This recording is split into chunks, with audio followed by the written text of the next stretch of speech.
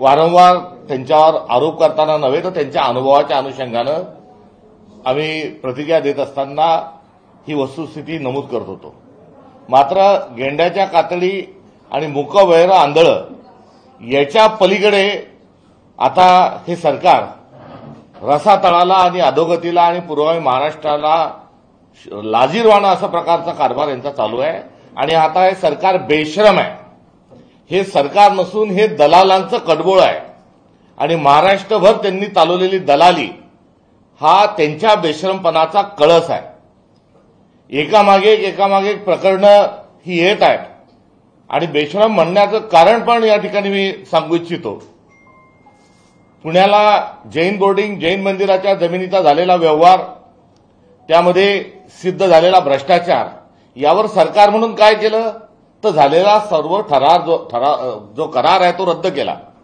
झालेली जी रजिस्ट्री होती ती रद्द केली।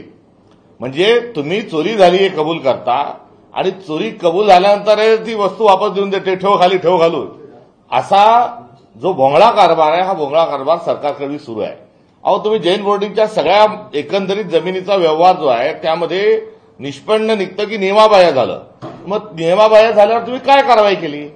जे मुख्यमंत्र्यांच्या घरातले जे धर्मदाय आयुक्त आहे त्यांच्यावर बेकायदेशीर कृत्य केल्याबद्दल आपण एफआयआर दर्ज केला का?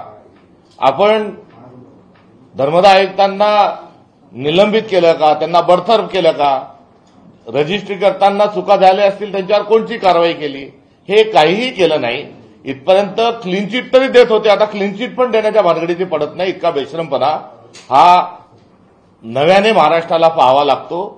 हे पुरोगामी महाराष्ट्राचं शाहू फुले आंबेडकरांच्या महाराष्ट्राचं दुर्दैव आहे। आणि ज्याला आपण सांस्कृतिक राजधानी म्हणून ज्या पुण्याचा उल्लेख महाराष्ट्रात आणि देशात हा होत होता, त्या पुण्याला आता भ्रष्टाचाराच्या माहेरघर हे या सरकारच्या काळामध्ये लागलेलं एक पालुपत दुर्दैवानं या ठिकाणी म्हणावं लागेल। कारण पुण्यामध्ये असे व्यवहार सातत्याने झालेले आहेत। आता कुठेतरी 2 प्रकरणं पुढे आलेले आहेत। मात्र हे 2 प्रकरणं नाही, हे फार मोठं एक स्कॅन्डल आहे, फार मोठं एक रॅकेट आहे। आणि ह्या रॅकेटची जी पाळंमुळं आहेत ही दुसरी तिसरीकडे कुठे नसून ही संपूर्ण जी आहे ही देवेंद्र फडणवीस सरकारच्या माध्यमातून हे रॅकेट चालवल्या जात आहे। मग जो हायवेच्या बाजूच्या जमिनीचा असेल विषय, पुण्याला जो रिंग रोड होऊ घातलाय त्या रिंग रोडमध्ये जमिनी खरेदी करून स्वस्तात जमिनी खरेदी करून मोठ्या महागात विकण्याच्या अनुषंगानं सुरू असलेलं कारस्थान आणि स्कॅन्डल असेल।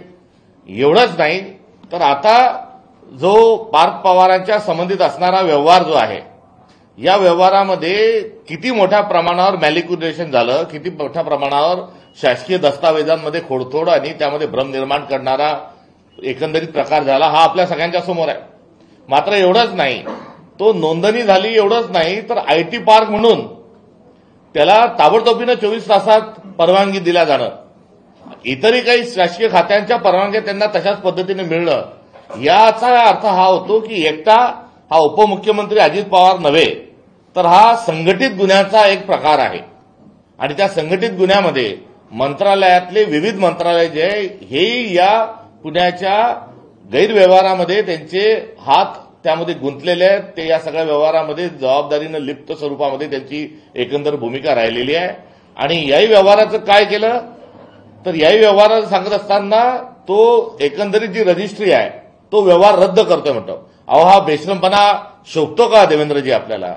आपण चुका झाल्या हे कबूल करता आणि रद्द करून थांबता, यावर कोणती कारवाई केली? आपण कंपनीवर कोणती कारवाई केली? आपण यामध्ये एफआयआर कोणावर दाखल केला? याच्यावर कोणती पुढे कारवाई होणार आहे? काही नाही। चौकशी नावाचा एक बागुलबा उभा केलाय आणि प्रकरण थंड करायचं, थंड करून खायचं आणि ते प्रकरण थंड होत नसेल तर इतर ठिकाणी इतर काही गोष्टी ज्या आहेत त्या पुढे आणायच्या, त्याच्यावर वाद तयार करायचे। मूळ जो झालेला भ्रष्टाचार तो लपवायचा, हा एकंदरीत चालत असणारी जी मोटस ऑपरेंडी आहे या अनुषंगानं हे सरकार बेशरम सरकार म्हणून समोर आलेलं आहे।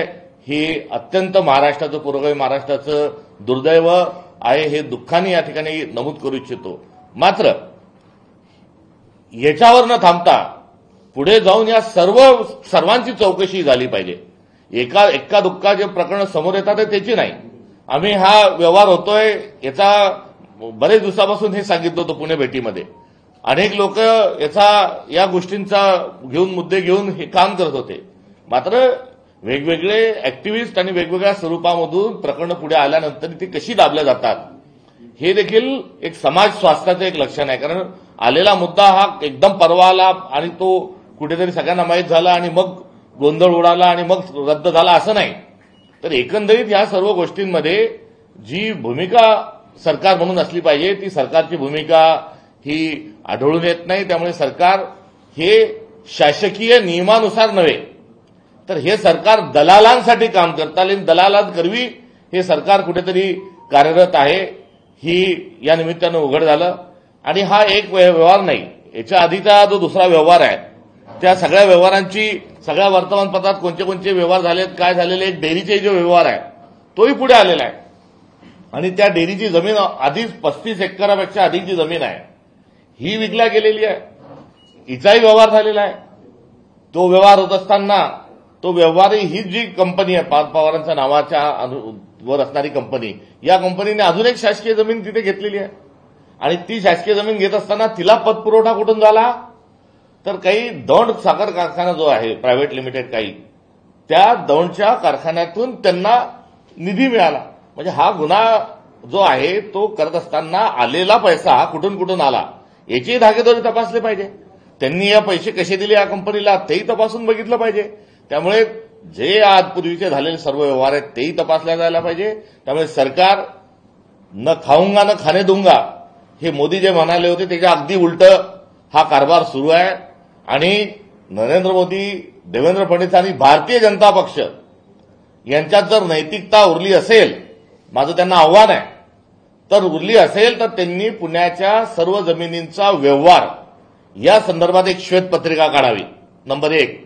नंबर 2, ज्या मुंबईच्या एसआरएच्या आणि इतर ज्या जमिनी ज्या दिल्या जातात त्या अगदी भाजपचं कार्यालय आणि त्या ठिकाणी सांगत असताना देवेंद्र फडणवीस हे चांगले वकील आहेत, नेता म्हणूनही ते वारंवार निवडून आले असल्यामुळे त्या संदर्भातही कुठलाही आक्षेप घेण्याचं कारण नाही. मात्र मुंबईच्या भाजप कार्यालयाच्या उद्घाटनाच्या कार्यक्रमात एक खूप चांगले अभिनेते आहेत याचा प्रत्यय आला आणि त्यांनी सांगितलं की नियमानुसार केलं, अगदी काटेकोर पद्धतीने केलं. अरे किती खोटं बोलता.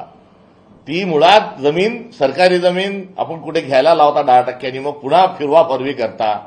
ह्या अशा गोष्टी ह्या करणं मुख्यमंत्री पदाच्या माणसाला शोभत नाही. त्यामुळे मुंबईचाही जो सर्व व्यवहार झालेला आहे तो एसआरएचा असेल, MMRDAचा असेल, त्या अडाणींना ज्या धारावीच्या सोबतच इतर ज्या जमिनी त्यांच्या खिशात टाकल्या गेल्या त्याच्याच अनुषंगाने असेल, त्याची देखील एक श्वेतपत्रिका यांनी येणाऱ्या हिवाळ्याच्या अधिवेशनामध्ये सादर करावी. आणि त्या श्वेतपत्रिकेवर लोकशाहीचा अधिकार आहे, त्या श्वेतपत्रिकेवर संपूर्ण 1 दिवस चर्चा करावी. श्वेतपत्रिका दिल्याच्या 8 दिवसानंतर पुढच्या 8 दिवसात या सगळ्यांवर चर्चा करावी आणि एकदा दूध का दूध पाणी का पाणी होऊ द्या.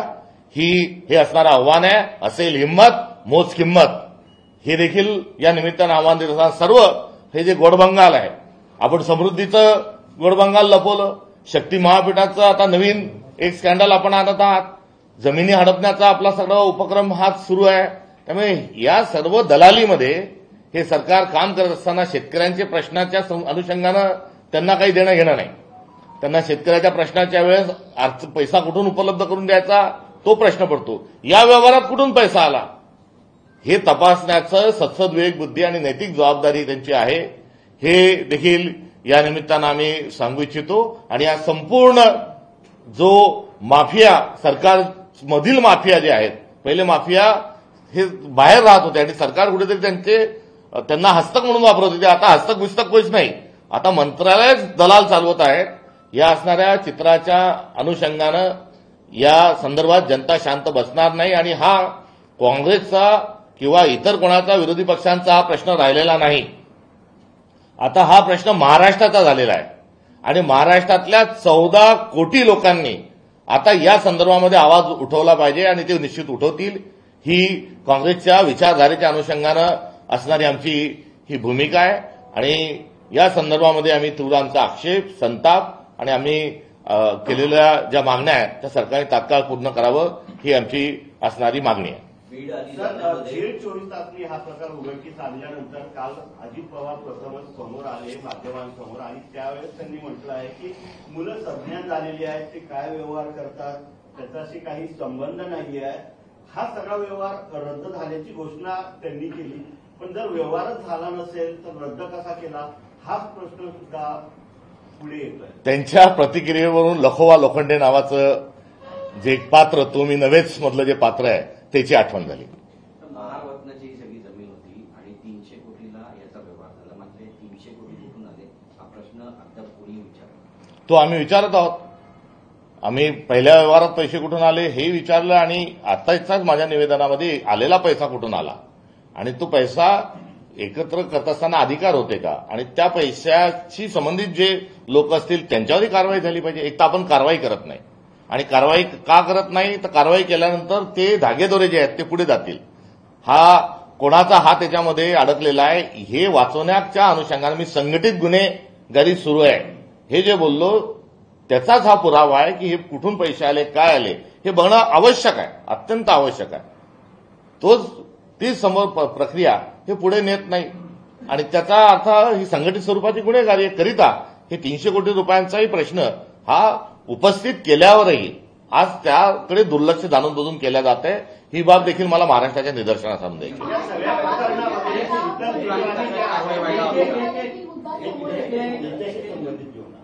शीतल तेजवानी या प्रकरणातले जे आरोपी आहेत त्या फरार असल्याचं सांगितलं जात आहे. पोलीस त्यांना घरी गेले होते शोधायला, तिथे मिळाले नाही, फोन सुद्धा बंद आहे आणि असं सांगितलं जात आहे की ते परदेशात पळून गेले आहे. त्याच पुण्याच्या विमानतळावरून एक विमान उडून गेल्यावर जे मुरलीधर मोहोळ साहेब जे मंत्री आहेत त्यांनी ते विमान बिलकुल अगदी बँकॉकच्या दिशेने जाणारं वापस आणलं होतं आणि त्यातले जे दिवटे होते ते त्यांच्या पालकांकडे हस्तांतरित त्यांनी सुखरूप पोहोचवले होते. आता ती तत्परता कुठे गेली? त्यामुळे ते पळून गेले का पळून लावले याच्या संदर्भामध्ये आपल्याला विचार करायला हवा आणि ते गेले नाही हे प्रकरणामध्ये त्यांना व्यवस्थित स्वरूपात प्रकरण शांत होईपर्यंत तुम्ही जा असं देखील सत्ताधाऱ्यांचं पाठबळ त्यांच्या पलायनामध्ये आहे. या कंपनीला 99% हा पार्थ पवार यांचा होता, त्यांच्यावर गुन्हा दाखल झाला नाही आणि ज्याचा 1% हिस्सा होता त्याच्यावरच हा गुन्हा दाखल करण्यात आलेला आहे. कसं बघता एकंदरीत त्याकडे? ही काही पहिली घटना नाही. चोर सोडून संन्याशाला फाशी नावाचं तंत्र महाराष्ट्राच्या गृह विभागाने स्वीकारलेलं आहे. रावसाहेब दानवे यांनी 10 कोटीची नाशिकच्या प्रकरणामध्ये फसवणूक केली. या संदर्भामध्ये तक्रार झाल्यानंतर पुरावे आल्यानंतर गुन्हा दाखल झाला. फिर्यादीमध्ये रावसाहेब दानवेंनी सांगितलं, रावसाहेब दानवेंच्या समक्ष व्यवहार झाला, रावसाहेब दानवेंच्या म्हणण्यानुसार केलं असं बयानामध्ये लिहिलेलं असतानाही रावसाहेब दानवे मुख्य कल्प्रिट हे असताना देखील त्यांच्यावर गुन्हा दाखल झालेला नव्हता. ही मागच्या आठवड्यातली जी घटना आहे त्याचाच अनुभव पुन्हा एकदा जे गृहमंत्री आपले जे आहेत मुख्यमंत्री यांचा विभाग कसा काम करतो आणि एखादा वकील माणूस कायद्याची माहिती असणारा माणूस जेव्हा मुख्यमंत्री होतो गृहमंत्री होतो तेव्हा तो आपल्या लोकांना वाचवण्यासाठी काय काय काय काय करू शकतो याचा कायद्याचा त्यांचा अभ्यास झाल्यामुळे ते मूळ जो आरोपी आहे त्याला सोडून इतरांना ते आरोपी करतात. हा चोर सोडून संन्याशाला फाशी हे सूत्र देवेंद्र फडणवीसांनी गृह विभागाच्या माध्यमातून महाराष्ट्रात ते राबवत आहेत. पुण्यामध्ये जैन बोर्डिंगच्या प्रकरणावरून भाजप बॅकफूटवर होती आणि अजित पवारांना डॅमेज करण्यामध्ये कुठे ना कुठे सत्ताधारी किंवा भाजपकडून रसद पुरवली गेली असं वाटतं का? शक्यता सर्वच आहेत. मात्र जी जैन बोर्डिंगचा जो मुद्दा आहे हा शांत झालेला नाही. जैन बोर्डिंगचा जो मुद्दा आहे त्या संदर्भात मोठे जनआंदोलन झाले आणि तिथे कुठेतरी जैन समाजाला सातत्याने वारंवार का डिवचलं जात आहे हा देखील एक गंभीर विषय आहे. कोल्हापूरच्या माधुरी हत्तीनीला राष्ट्र जे सेट आहेत त्यांच्या झूमध्ये त्यांना ठेवण्याकरता घेऊन जात असताना जैन बांधवांच्या भावना ज्या आहेत त्या दुखवल्या गेल्या. त्यानंतर विलेपार्लेमध्ये जैनांचं जे मंदिर आहे तिथे पूजा करत असताना बेकायदेशीर स्वरूपामध्ये न्यायालयीन प्रविष्ट असताना जाऊन भक्तांना, जैन बांधवांना तिथून अक्षरशः ओढून बाहेर काढून एक मंदिर पाडलं गेलं, ती घटना आहे. आणि या दोन घटनेमध्ये गेलेली आबरू ही कबुतराकडवी वाचवण्याचा केविलवाना प्रयत्न देवेंद्र फडणवीसांनी केला, तेही आपण बघितलेलं आहे. आणि आता बरीचभर पुन्हा एक जैन समाजावर एक आघात या जैन बोर्डिंगच्या निमित्ताने झालेला आहे. त्यामुळे हा विषय संपलेला नाही. ही जैन समाजावर चालू असणाऱ्या ज्या घटना आहेत आणि त्यांच्या एकीकडे आपल्याला सांगितलं जमीन हडपण्याची जी पद्धत आहे, त्या जमीन हडपण्याकरता हा जैन समाजाला सरकारने वेठीस धरलेला आहे. आणि अशा प्रकारे मोठी एक शृंखला ही या संदर्भातली सुरू आहे. जैन बोर्डिंग हा विषय संपलेला नाही. या संदर्भामध्ये थेट देवेंद्र फडणवीसांचे जे बंधू आहेत, जे धर्मदाय आयुक्त आहेत, त्यांच्यापासून तर एकंदरीत मुरलीधर मोहरांपर्यंत गुन्हे दाखल झाले पाहिजे. पण आता कंपनी बाहेर आलेला आहे. विजय वडेट्टीवार यांनी आरोप केलाय की मीरा भाईंदरमध्ये एक जागा आहे 4 एकरची, 200 कोटींची ती जागा आहे, मात्र 3 कोटींना ती सरनाईकेनं देण्यात आली आहे. 40 एकर, 50 एकर, 35 एकर असा हा विषय नाही. लाखो हेक्टर जमिनीचं स्कॅन्डल आहे आणि त्या स्कॅन्डलमधला सरनाईकांचा हा एक त्याच्यातला हिस्सा आहे. या स्कॅन्डलमधला अजून एक मोठा खेळाडी जो आहे तो कंबोज आहे. आणि या सर्वांची एकत्रित स्वरूपामध्ये श्वेतपत्रिकेच्या माध्यमातून याचं सोशल ऑडिट झालं पाहिजे, ही या महाराष्ट्राच्या जनतेच्या अधिकाराच्या अनुषंगाने आमची मागणी आहे. सर, पार्थ पवारांची जी कंपनी आहे तिने आता व्यवहार रद्द करण्यासाठी एक अर्ज दिलेला आहे महसूल विभागाला. मात्र अर्ज दंडासहित मुद्रांक शुल्काचे 42 कोटी भरा मगच व्यवहार रद्द होईल अशी अट टाकली आहे महसूल विभागाने. ज्याचा हात तुटेल त्याच्या गळ्यात पडेल. पुढे व्यवहार करायला मलिदा खायला सगळेजण होते, मात्र आता तुम्ही तुमचं पाहून घ्या असं कुठेतरी त्यामध्ये हे झालेलं असावं. किंवा आता व्यवहार रद्द ते सांगितलं जात आहे. त्यामुळे घालील लोटांगण वंदिने चरण डोळ्यानं पाहिल रूप तुझे, आता या अभंगाला आवडणं त्यांनी सुरू केलेलं आहे, त्यातला तो एक भाग आहे. आमदार असलम शेख हे दुबार मतदार असल्याचा आरोप अमित साटम करत आहेत. दुबार मतदार कोणी असणं हा त्या माणसाचा दोष आहे का तो सरकारचा दोष आहे, हे तपासलं गेलं पाहिजे. आणि त्या संदर्भात जसे आता 2 स्टार लावल्या गेले, तर 3 ठिकाणी असेल तर 3 स्टार लावा, 10 स्टार लावा, 100 स्टार लावा, 1000 एका माणसाचे 1000 नाही नाव असेल ते 1000 लावा. निवडणूक आयोगाची ही जबाबदारी आहे की त्यांनी एकाच ठिकाणी ते नाव ठेवलं पाहिजे. तशा पद्धतीने त्यांनी नोटिसेस इश्यू केला पाहिजे. त्यामुळे कोणत्याही एका माणसाचं 2दा-3दा नाव असू शकतं.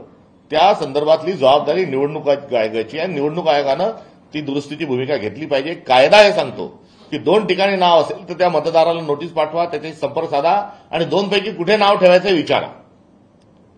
आणि या भूमिकेतून निवडणूक आयोगाने मतदार याद्या दुरुस्त केल्या पाहिजे. सर, शरद पवार आज म्हटलेले आहेत मनसेला काँग्रेसनी सोबत घेतलं पाहिजे असं शरद पवार म्हणतात.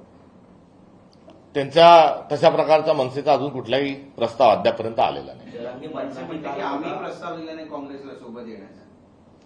त्यावर प्रस्ताव हा नाही, त्यामुळे त्याच्यावर जरांगे पाटलांनी काल मोठा घोपेस्फोट केला, जीवाला धोका असल्याचा किंवा सुपारी दिल्याचा आरोप केला आहे आणि थेट बोट धनंजय मुंडे यांच्याकडे दाखवलं. कालच्या त्यांचा जो आरोप आहे याची चौकशी झालीच पाहिजे. मात्र कालच्या आरोपाच्या मला खूप मागे आपल्याला घेऊन जायचं आहे. देवेंद्र फडणवीस कशी मजा पाहतात आहे आणि मी त्यांची तुलना नथुराम गोडसेंशी जी केली होती, तुलना मोटस ऑपरेंडीच्या अनुषंगाने होती की महात्मा गांधींचा खून शांत डोक्यानं नथुराम गोडसेंनी केला, तीच मोटस ऑपरेंडी देवेंद्र फडणवीसांची कशी आहे हा जो केलेला आरोप आहे त्याचं अत्यंत चांगलं उदाहरण जरांगे पाटलांच्या कालच्या आरोपावरून सिद्ध होतो. काल केलेला आरोप याच्या मागे आपण जर गेलो तर मराठा बांधव एका गावामध्ये आंदोलनाला बसलेले असताना देवेंद्र फडणवीस तिथे पोलीस पाठवतात, तिथे लाठी हल्ला करायला लावतात आणि महाराष्ट्रातलं जे सामाजिक जीवन आहे ते ढवळून टाकतात. आणि तिथून सुरू झालेला जो वाद आहे तो वाद आता थांबत नाही. आणि या वादाला शांततेने, सर्वसमावेशक, सौहार्द्रतेने, सद्भावनेच्या अनुषंगानं याच्यावर समेट घडवण्याचे प्रयत्नही केला जात नाही. एक दगड मोळाला मारून देवेंद्र फडणवीस हे मोकळे झाले आणि या पूर्ण महाराष्ट्रातलं सामाजिक जीवन जे आहे हे बिघडवण्याचं काम हे देवेंद्र फडणवीसांनी केलेलं आहे. आणि आता अशा ज्या घटना घडत आहेत, अशा घडलेल्या घटनांच्या अनुषंगानं ते केवळ बघायची, हसायची आणि त्याच्यातून त्यांना आनंद मिळत आहे का, हा प्रश्न या निमित्तानं उपस्थित होतो. पुण्याच्या जमीन घोटाळा प्रकरणी मुख्यमंत्र्यांनी चौकशीचे आदेश दिलेले आहेत, मात्र अजित पवारांच्या मुलावरती चौकशी होणार आहे. ते उपमुख्यमंत्री असताना चौकशी निष्पक्ष होऊ शकेल का? तुम्ही त्यांच्या राजीनाम्याची मागणी करणार? अहो, ही पहिल्याच दिवशी राजीनाम्याची मागणी केली. मात्र आपण समजून घ्या, धनंजय मुंडे यांचा राजीनामा संतोष देशमुख हत्याकांडात आम्ही का मागत होतो की तपासामध्ये दबाव येऊ नये करिता त्यांना दूर ठेवा. मात्र सरकारने ऐकलं नाही. शेवटी त्यांचा राजीनामा का झाला? त्यांचा राजीनामा याच्यासाठी झाला की जेव्हा चार्जशीट दाखल झाली, चार्जशीट दाखल झाल्यानंतर त्याच्यात अत्यंत आक्षेपार्ह आणि संतापजनक अशा प्रकारचे चित्रफिती काही फोटो होते. ते फोटो व्हायरल झाल्यानंतर समाज मन बिघडलं आणि आता मंत्रालयात घुसून काही ना काही घटना होऊ शकते या भीतीपोटी सरकारने नैतिकतेच्या आधारावर नाही तर या भीतीपोटी धनंजय मुंडे यांचा राजीनामा झालेला आहे. रम्मी विधान भवनामध्ये खेळल्यानंतरही माणसाला हे काढत नाही.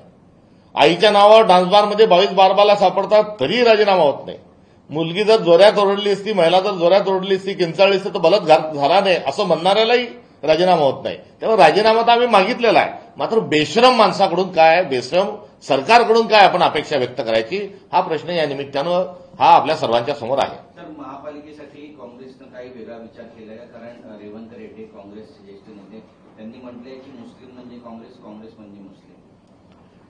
रेवंत रेड्डींच्या तोंडात काही चुकीचे विषय घातले असतील. आज त्यांचा वाढदिवस आहे. आज फक्त रेवंत रेड्डींना वाढदिवसाच्या हार्दिक शुभेच्छा आपण देऊया.